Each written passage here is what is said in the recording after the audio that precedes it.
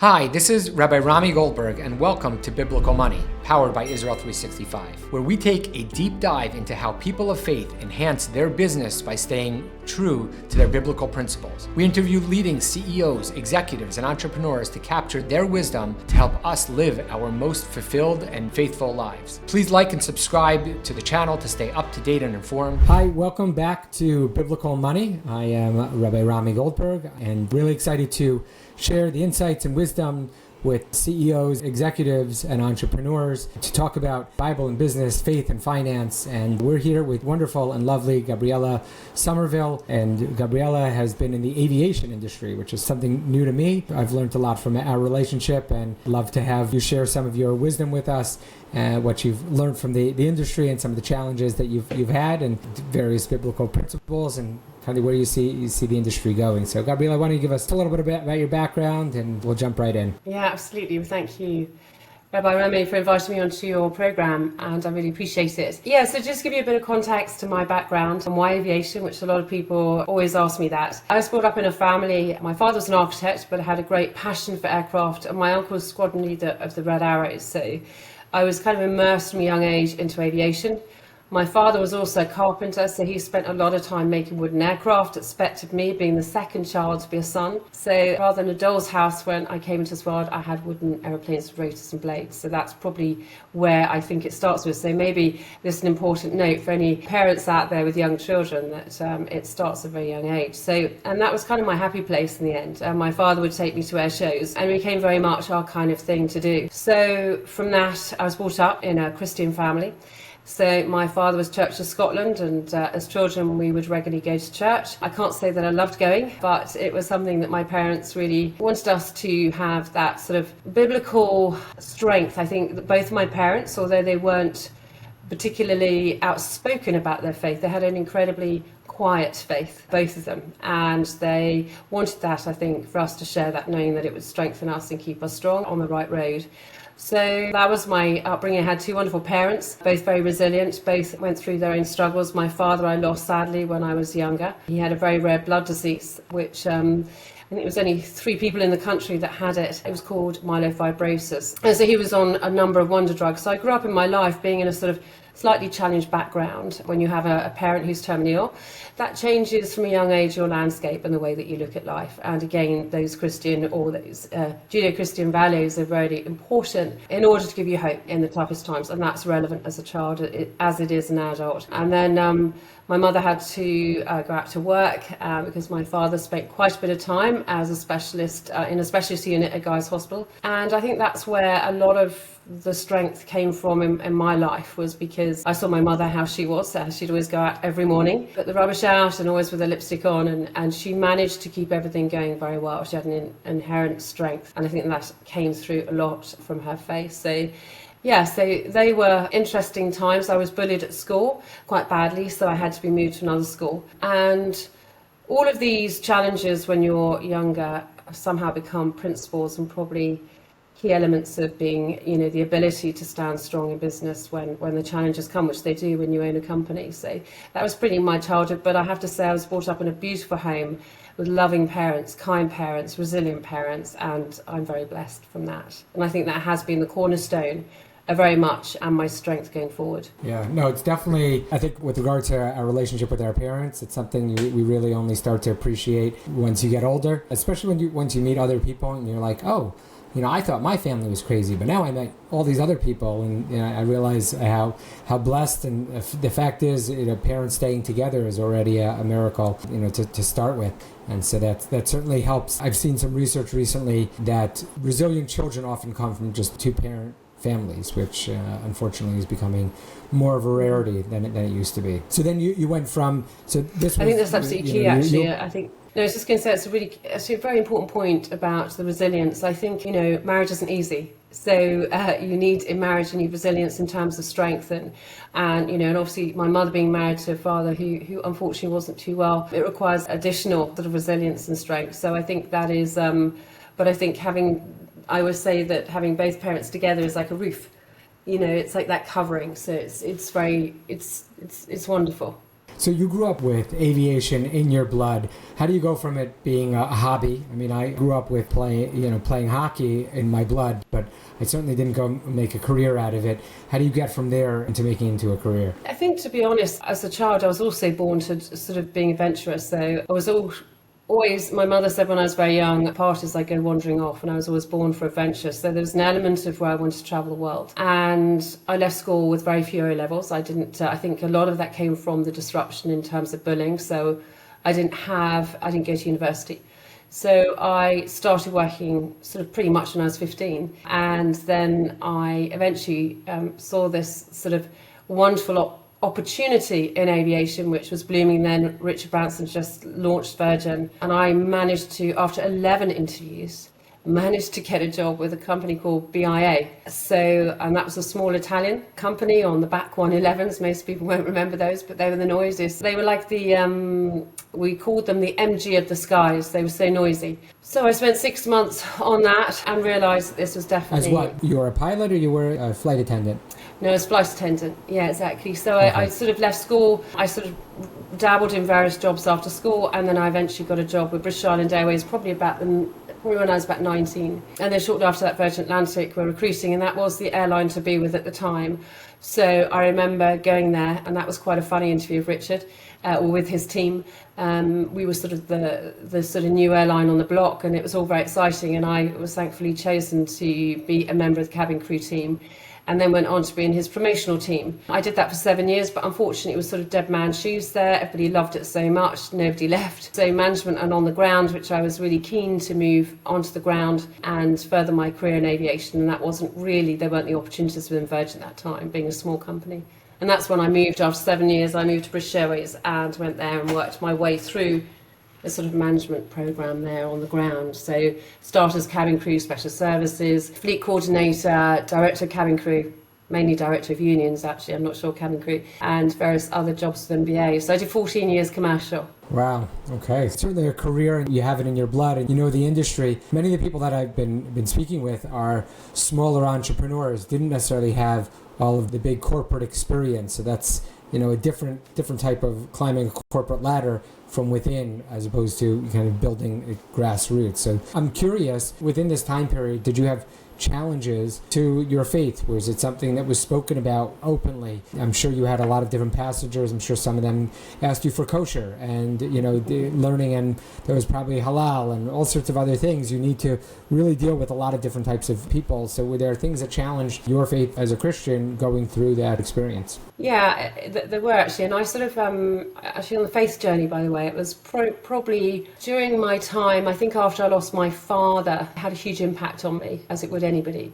And I think there I really dug deep into faith, really dug. I think when you've seen somebody die that you love for the first time, it makes you dig into something deeper. You realise that we aren't just, there's a much bigger question, which as young people you don't tend to ask yourself until something like that happens. So I think around that time, my father, with my passing, I really pressed into my faith. And the cabin crew lifestyle is not necessarily one that you'd parallel as to sort of being a strong Christian, because obviously it was a kind of wild life, and being with Richard, it was certainly wild on many levels. I was on the promotional team, so we used to be invited to these very large inaugurations of parties with some of the biggest Hollywood celebrities. We used to be on board. Yeah, and he would ask us to do some pretty crazy things. I mean, obviously within the boundaries of business. But interesting enough, there were many opportunities.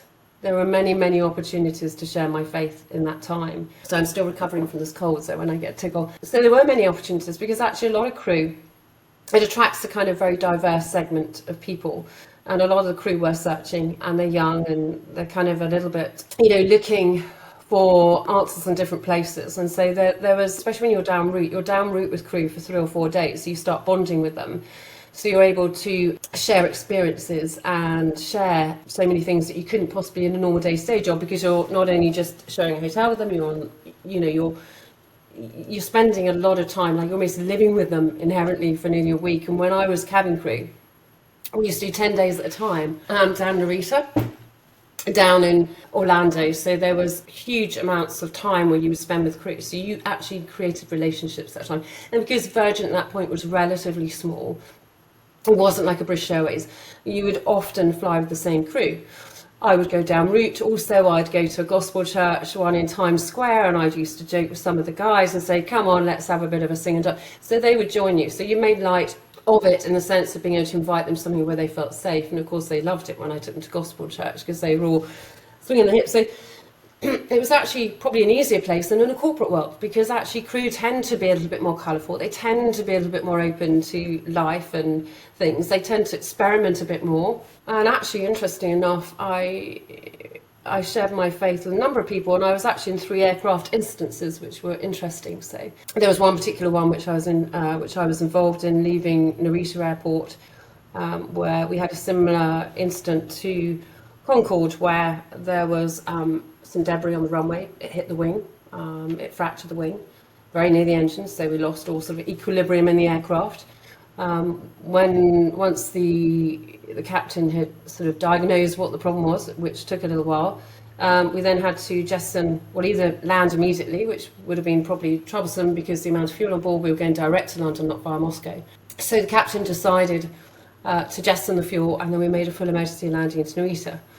But the prelude to that was interesting because the night before I'd been actually in the crew room. The crew room back then was sometimes a noisy place, lots of opinions and things running around. And the captain said to me, "Oh, you have a face, don't you, Gabriella?" I said, "Yes, I do."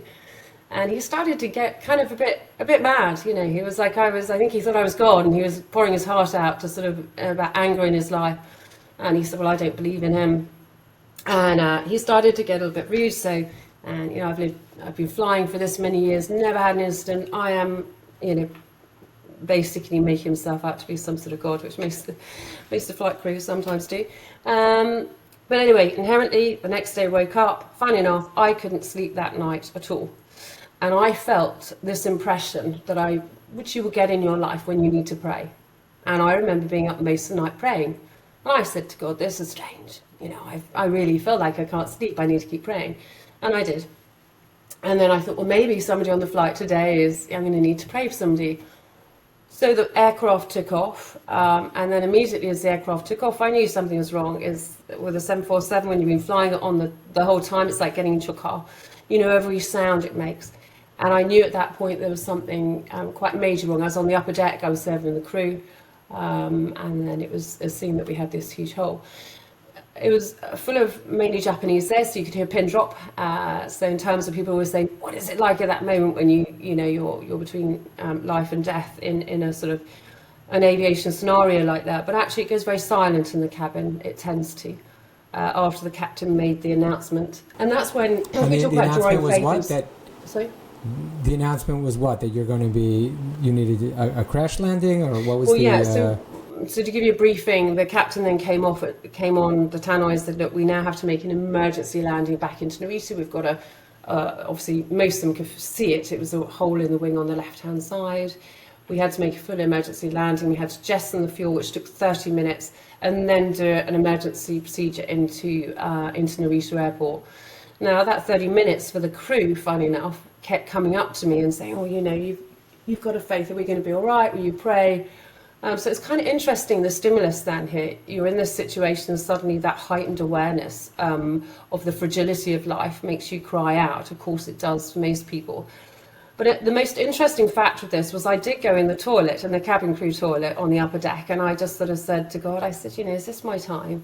And if it is, I want the grace to be able to, you know, to sort of go peacefully. And it was like I had an audible voice next to me, sitting there. And all I heard was, "No, this is not your time. I have a work for you to do." And that was it. And then as soon as that happened, I had a peace that I could probably never replace since that day. I could have gone to sleep.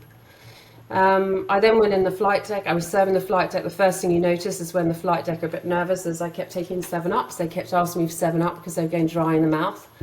And this is the interesting juncture here. Here then the captain turns round at this point where we're just singing the fuel, and he said, "Gabriella, you know, you were speaking about your faith last night." And I said, "Yes." And he said, "Have you prayed?" I said, "Oh, yes, I have." I said, "Yes, I have." And he said, but I said, "There's no reason why you can't right now." I said, "God hears us all, you know, we only have to cry out and he hears us."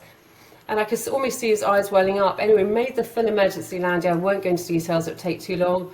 We landed into Narita Airport, and it was all televised. It's photographs. I still have the picture in a frame of the whole. And when all the crew had got off, he asked me to stay. And he said, Gabriella, would you stay? I want to just have a chat. So I said, yes. So all the rest of the crew went. He took me down. We went into where, under the wing actually, where they taped it. And he took me under the wing and he said, we shouldn't be down today. Look at it. He said, we shouldn't be here. And he said to me one thing. He said, I'm very sorry. I was angry at you. And I said to him, don't worry. Like we all get angry, right? Everybody gets angry. God, we get angry at each other and stuff like that. And he said, well, can I tell you something? He said, I lost my 2 children in a house fire. And since that point, I have been angry with God. But he said, something just happened. So and there's a much long story that goes on after that, which I won't go into for now. But the narrative, I guess, there is that God will sometimes allow us to go into certain opportunities for that one person that possibly he wants to talk to or touch in a way that we'd think, how bizarre to do it that way. I think, but faith is always available for us to draw on or to use in situations like that. And use is maybe a wrong term, but to bring. Lean into is, I think, wow, that's so powerful. I mean, I think I pray a lot when I fly. I'm very nervous that the plane's going to go down every time I feel a bump of turbulence. You're probably much more used to that, as like kind of you know when turbulence is more serious and when it's not, or when you have these kinds of things. But I always find it to be a very religious experience, flying. I think that's a beautiful way of putting it, actually. I think it is a religious experience. I think I always say I feel nearer to God up there. I don't know why, but I always do. And possibly we might be. I think it's a funny thing flying. You're almost in between 2 places all the time.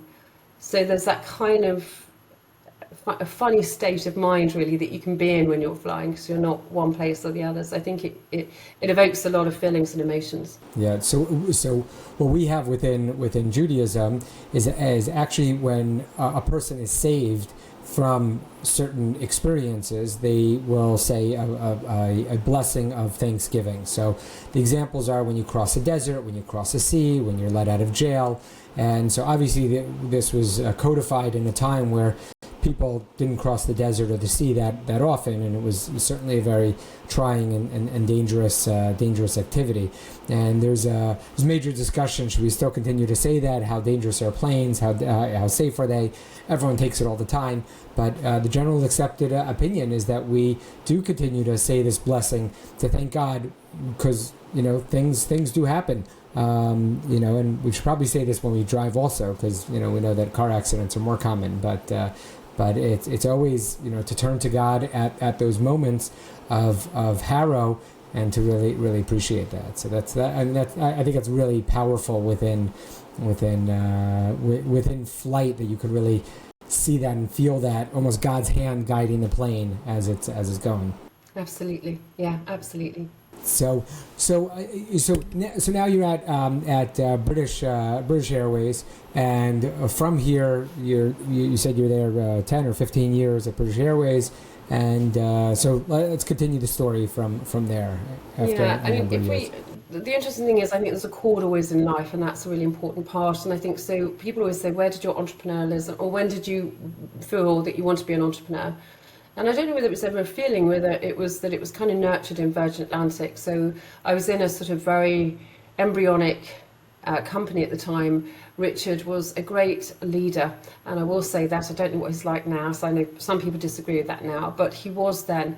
What makes a great leader is that he would come up on the bar box when I was on the upper deck, and he'd pull it up to me and he'd say, "Gabriella, what would you change on board today? What would you make what would you make different to improve the flight?" So Richard was great going to the shop floor workers. He was great at every level. He integrated with his crew. And even at these events, I was saying to you, the promotional events that we have with Richard, he would invite us to the inaugurations with Jacqueline Bissett, Jane Seymour, David Soul, all the people at that time that were invited. So I think that's when something started to come up inside of me, realizing that actually I had a kind of zest for something like this. You know, I'd actually really love to have something of my own one day. And though that was a tiny, tiny seed at the time, it was sown by Richard, because Richard would really say, what do you think? What would you change? So therefore he was, giving you the value. I mean, to have that in a workplace is quite powerful.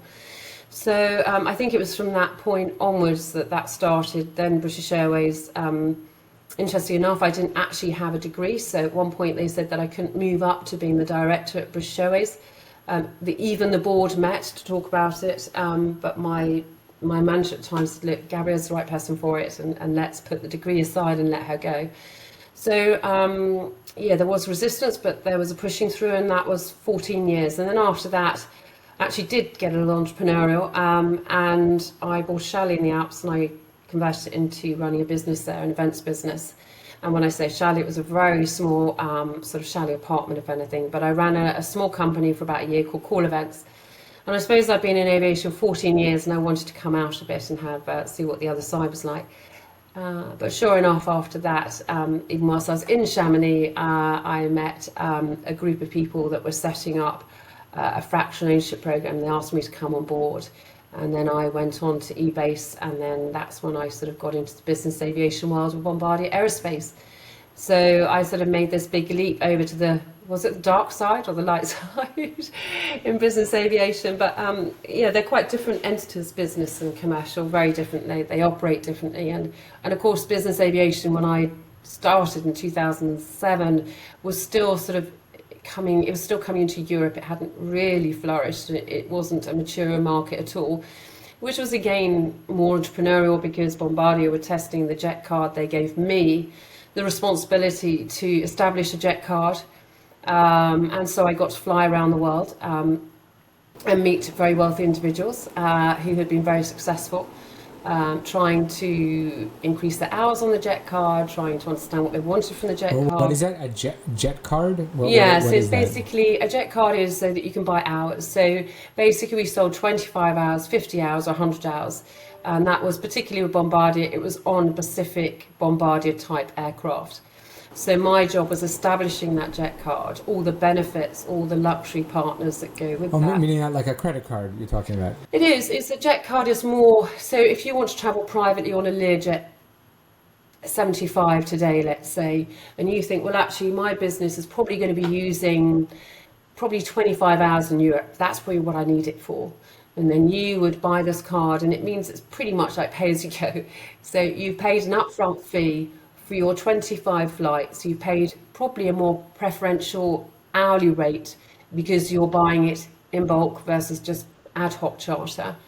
And then so I established the sort of first jet card of Bombardier that they had, and they had smartly, the reason why they did that, you say, why would a manufacturer, an OEM Bombardier, then going to starting up a jet card? Well, the reason they saw that is they wanted those entries into market who were starting off at 25 hours and then were looking to go into 50 hours and then were looking to buy an aircraft. So it was a process. They were covering the kind of turnkey solution of starting at the beginning, your company then needing an actual aircraft. So it was a sensible thing. It was basically allowing people to just fly on that product and know it. And that's what I was given sort of control over for Bombardier in the UK and Europe. Wow. So, and that was, I mean, you started this division in Bombardier, or they hired you? This was a separate company? Yes. So this was after. So I've left British Airways now. I've done a year with which was called Call Events then, which was more a sort of hospitality product down in the Alps. To be honest, it wasn't really my cup of tea. I loved the sort of what can I say? I think when you're if you've got aviation in your blood, it's very difficult to move away from it. And I moved away from it, and then I inherently sort of started to gravitate back. And so I was very lucky that I ended up, maybe not luck, maybe it was divine, but I ended up going to eBase at Geneva, a big aviation convention. And I was sort of almost headhunted there, funny enough, through a link that I had. And it was a lady then, Judith Morton, who was one of the first women actually in aviation to establish herself as sort of managing director, Special Bombardier at that time. And I came under her leadership, and she gave me charge of what was known then as client relationship manager and developing the jet card. And basically that was traveling extensively and going to see high net worth individuals, corporations, companies, celebrities, all those sorts of things, like Lewis Hamilton at the time, negotiating contracts, jet cards. And that was my role, which, to be fair, was absolutely brilliant, being a budding entrepreneur, because I would sit at the table, and after I'd done the sale, I would then say, like the director or the owner, the founder of Molten Brown, I said to them, how did it start? Tell me. So every one, I would try and get at least 30 minutes worth of some real gems that they could give me in terms of how they succeeded and why did they succeed and others didn't. So from all these very wealthy, high net worth individuals. Correct. Yes. Yeah. So I kept a journal in that time of really digging deep and seeing what the differentiators were between Molten Brown and another company that hadn't succeeded. So, and that I did on quite a large scale. We had a lot of big clients like that, and even getting to know people in the celebrity world or the sporting world, knowing their discipline of sporting and of the career they'd chosen, and it was just it was a great time. It was a learning time for me. Right. Okay. So you go here. You're in Bombardier. You're developing these cards, having people buy hours, and then you and then what? Meaning, at some point you open up your own airline. Yeah. So now we're getting to this point where I'm getting more confident. I'd gone from this girl at school being bullied, and I'd sort of worked my way through, and actually the career path had continually believed in me, which was really good. So I had sort of gone from leaving school with them saying nothing, Gabriella will amount to nothing, to sort of having the confidence through this process of getting to where I was. At Bombardier, I was then VistaJet, which you may know. VistaJet then took over the jet card side on the back of a big, huge acquisition. And I was then the first woman to be made VP of sales for VistaJet. And I was probably there a year, which probably people think, why did you stay such a short period? Basically, it was a challenge that I was sort of almost the administrator in the aircraft sales. So even though I was very much part of it, at that time, women weren't allowed to be in that sort of key element of actually the negotiations of sale, which I found frustrating.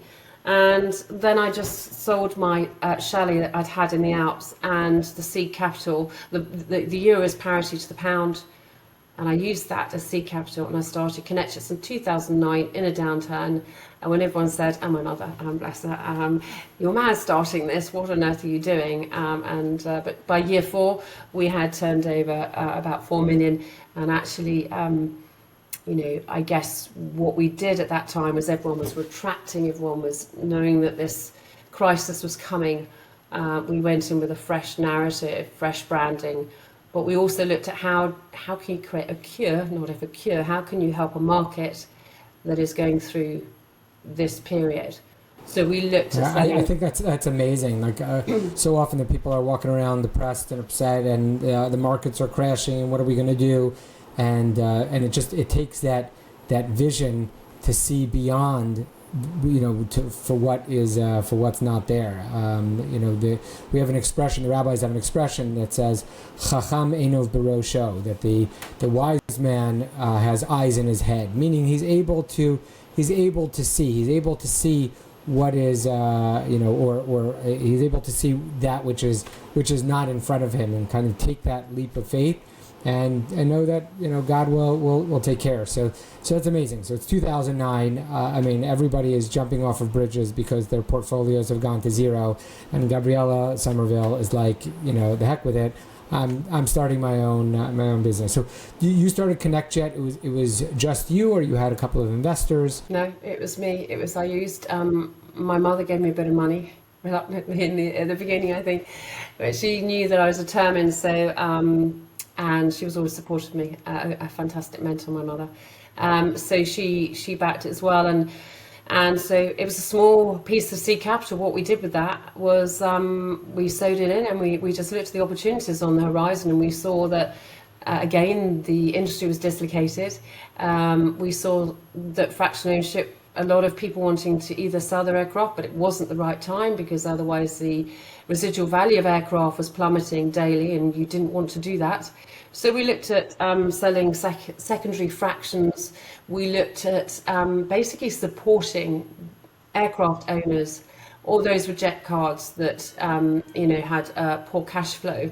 We looked at all of those and saying, how can we now create a solution for you? So it's around creating solutions for an industry and for individuals and corporations that were now the shareholders saying, barking at them like, get rid of this, do something with it, sweat the assets, sweat the metal.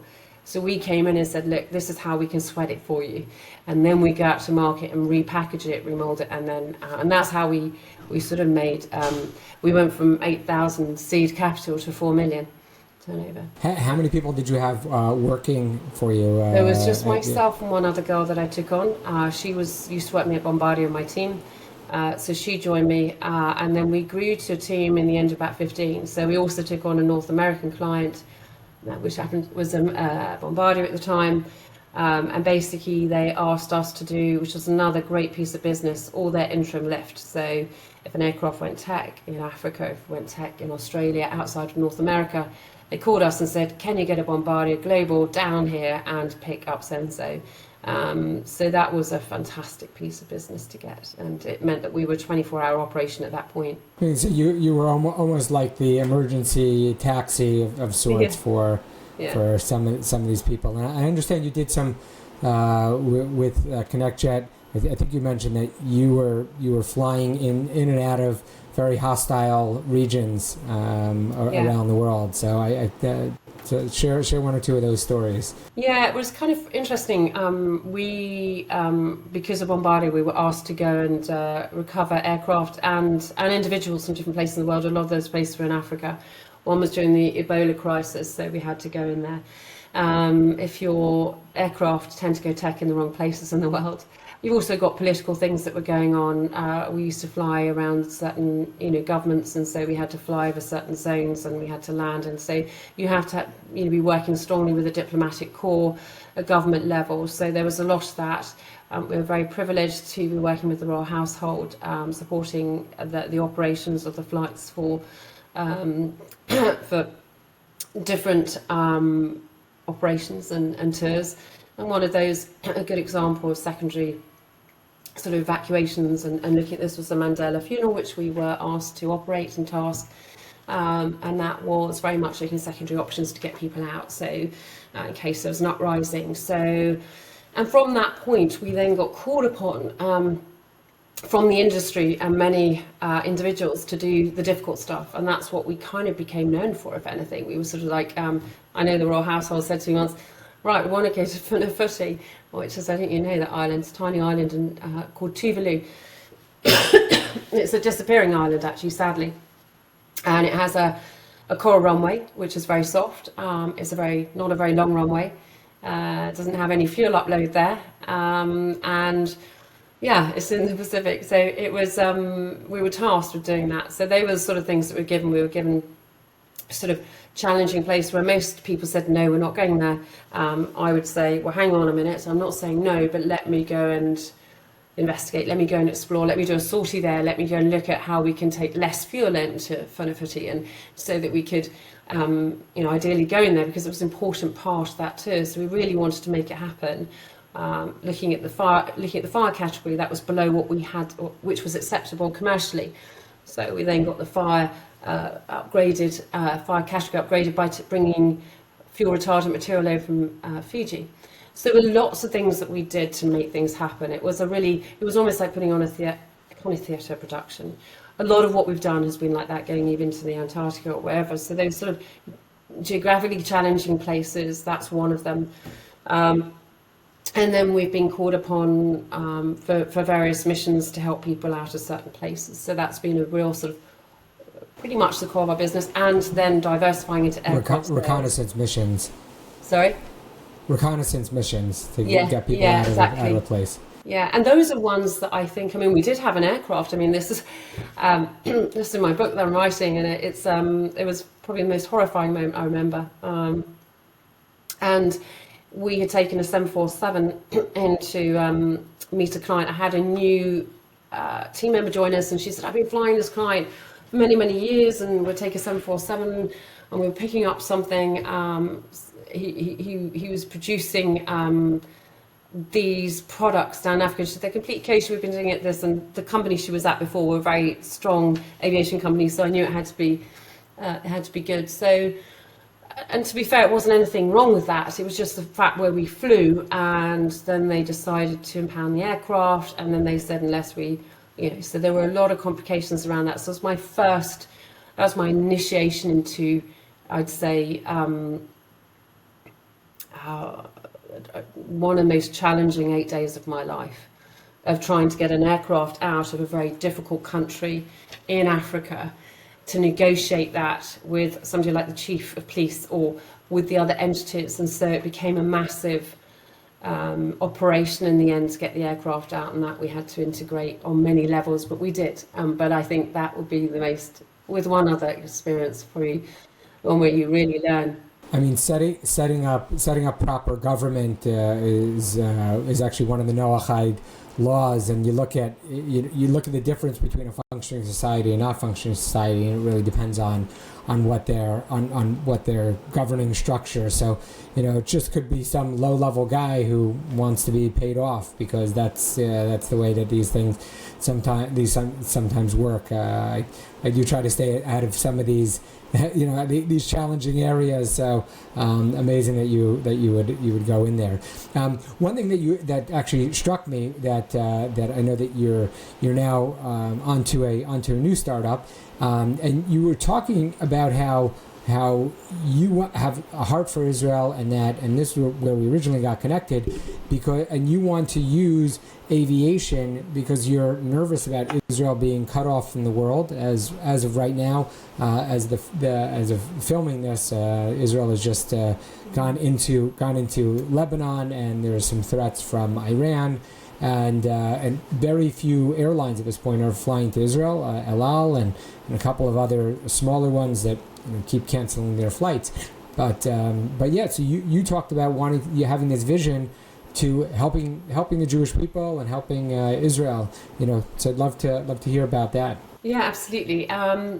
Interesting enough, if we go back to faith, when I became Christian, I spent quite a lot of time in the Old Testament. In fact, lots of people say, Gabriella, there is a New Testament, but I was so fascinated by the sort of plight and the journey of the Jewish people, and I suddenly felt, even reading it in hotel rooms in New York when I was crew, that I suddenly had this incredible, overwhelming heart for the Jewish people, and that had to be God-given because it's never left me. I then went to visit the land of Israel on a number of times, and it just deepened and deepened, and my relationship with the Jewish people and with Israel has been continuous and continues to be.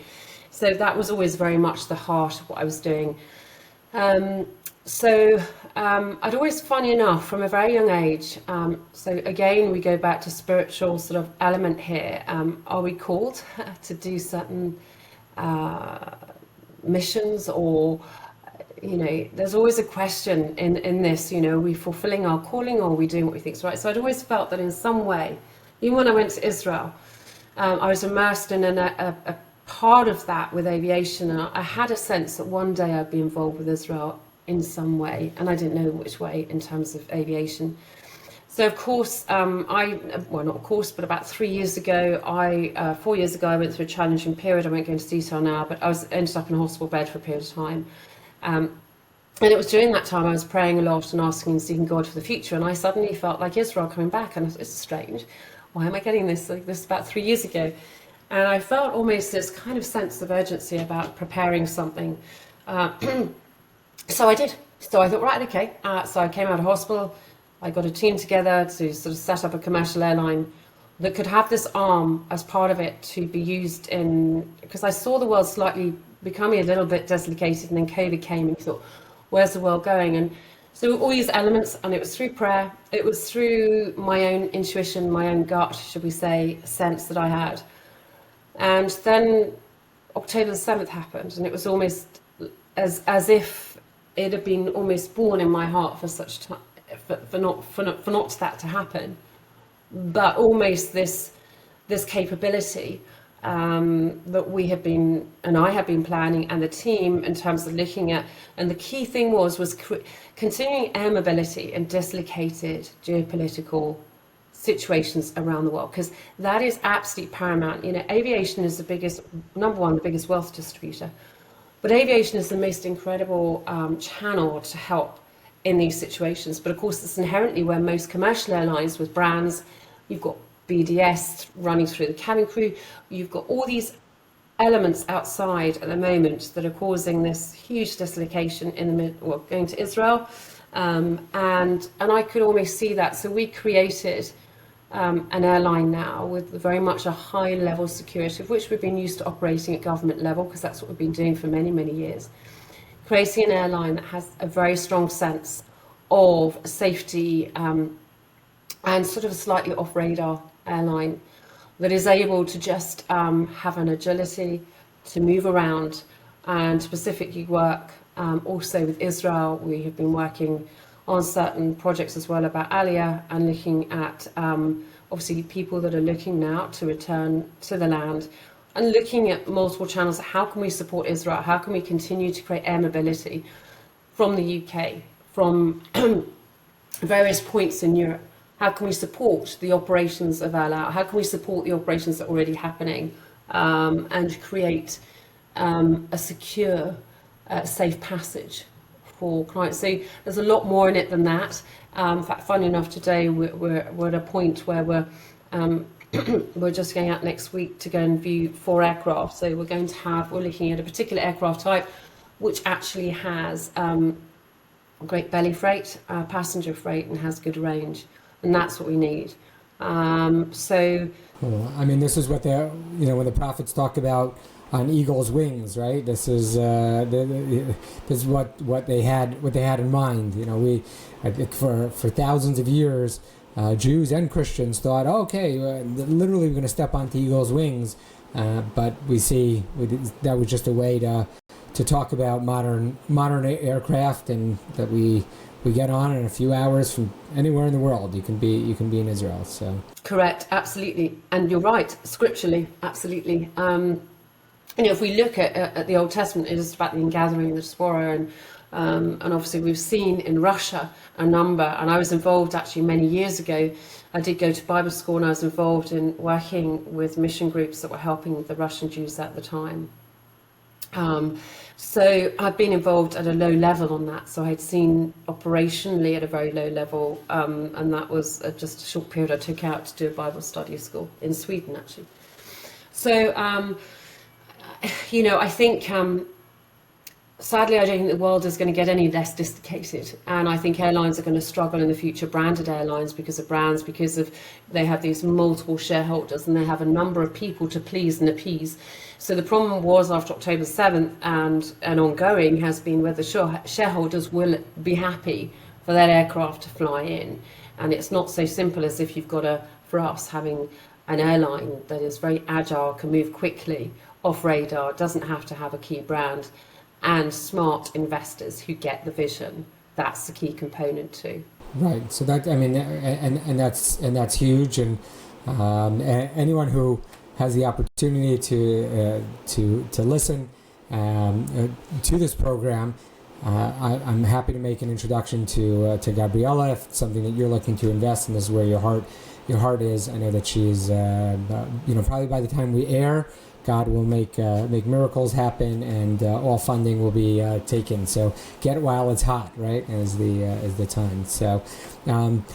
So just as we as we start to wrap up, in terms of I always say this, and I always find that business is ultimately the best good you can do, because you're employing people, you're moving money within the economy, you're helping give people jobs at every level. But at the same token, there are works that are not necessarily within the business that are giving back, that are nonprofit, philanthropic, or the like. What are some of the things that really speak to you in terms of the types of things that you like to give to, that you like to be involved with, outside of kind of your I'm going to say you're 9 to 5, but I think the amount that you're working is probably 6 a.m. till 12 or 1 o'clock a.m. on the other side. So, but when you do have those opportunities to do something philanthropic or nonprofit, what are some of the things that you like to get involved with? Well, I think actually, so if we go back to what we're doing with the airline, I did think to create this as a charitable sort of option, which a number of people had looked at before, actually, just creating a charity. And a number of those missions that have been happening before have been on that. But I believe that, we serve a God who's quite commercial. And the problem with charities is you're always trying to raise money. And that time to keep raising takes away from the core need. And we are in a historic time where I believe things are escalating and happening quickly. What I want my new company to be is a very profitable company, so we can, out of the overpouring, give back. So we become philanthropic in everything that we do. We put it back into those places. So we're sowing the whole time. We're reaping and sowing, and that's a key principle in the Bible, that we have to continue sowing seed, but seed into the right places, not into wrong places. It is at the heart. It's always been at the heart of what I've done. ConnectJets, we were really pleased to raise quite a bit of money, and also awareness of certain charities and military charities at the time. So that's very close to my heart. But I think what's really powerful is when you're a profitable company, and of the overflow, then you can sow back into the elements of where you're providing that need. And I think that's where companies, when people say about being an entrepreneur, I think it's very much God's structure. He creates us to create wealth, to then be able to be a blessing to the nations. Lord, bless me that I may be a blessing to the nations. Bless me that I may, and I think that's what I want to do. That's what I want my legacy to be. And the end of the day is that you can go out of this world and just say that I have not fulfilled. Just for me, running a business is never enough. It doesn't. What really, and I think for most people, they would say this: the true power of wealth is that you can change the life of an individual. That is when you go home and you say, that is good. And as much as God knows that is the heart of God, that we can change. We can be change makers through the wisdom, the knowledge, and the wealth, and the increase it is giving us. That is true power, and I think that's the most important thing of any entrepreneur. That's what we have to look at. Yeah, no, for sure. Making and changing the world, and doing it with an eye towards bringing God in as a partner with everything that we do.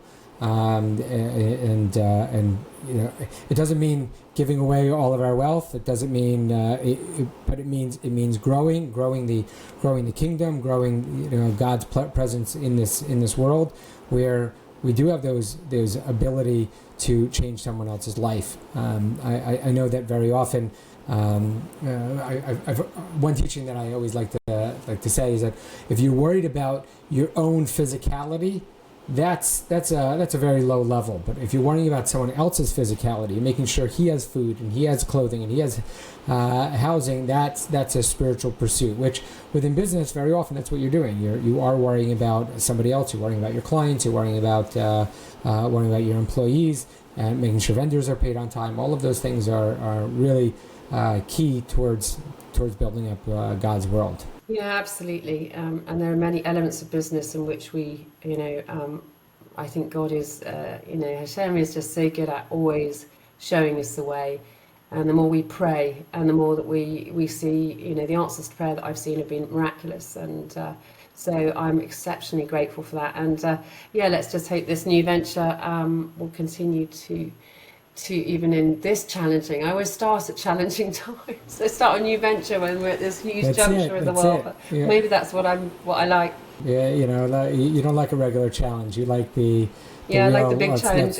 Like the steep hill. Yeah. So, but thank you so much. God should bless you, bless this venture, and bless all of your efforts. That you should be able to just do great things, which obviously that is your heart. Your heart is to give back to the world, to be a citizen in the world, and to be doing amazing and great things. And God should fulfill those in such a time as this, where you're really looking at the big picture, at how to be a conduit for His blessing within this world. Yes, absolutely. It's been a pleasure, and thank you. I've really enjoyed it. Thank you.